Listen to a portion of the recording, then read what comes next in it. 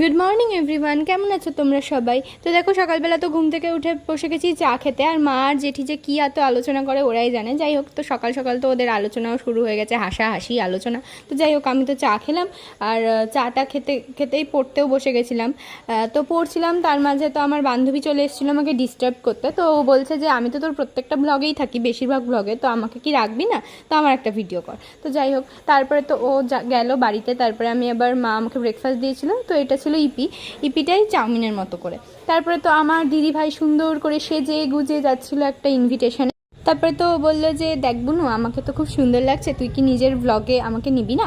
তো আমি বললাম হ্যাঁ, তোকেও নেবো, কেন নেবো না। তো তাই জন্যই ও আর কি একটুখানি করে আমাকে একটু দেখাচ্ছিলো, মানে ভিডিও করছিলো আর কি। তো যাই হোক, আমার দিদিকে তো খুব সুন্দর লাগছিলো, তোমরা যাই বলো। তো তারপরে তো স্নান ধান করে মা পুজো দিচ্ছিলো, আর কারেন্ট চলে গেছিলো বলে আমি মাকে মানে মেনলি টর্চ লাইট ধরে বসেছিলাম আর কি। তো তার মাঝে একটু ভিডিও করে নিলাম, ওই যে আমার সোনা গোপাল। তো যাই হোক, ভিডিও করলাম। তারপরে তো মাকে পুরোই আমি টর্চই ধরেছিলাম, কারণ কারেন্ট আসেনি।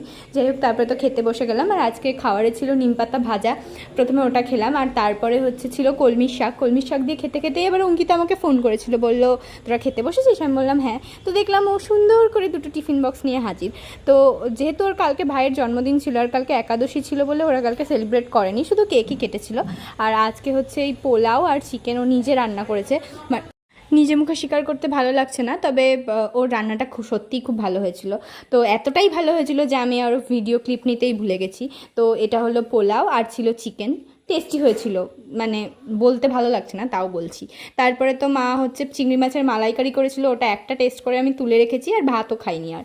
তো তারপরে তো সন্ধ্যেবেলা মায়ের স্টুডেন্টরা পড়তে এসেছিলো, তো মা পড়াচ্ছিল আর আমিও পড়ে নিলাম।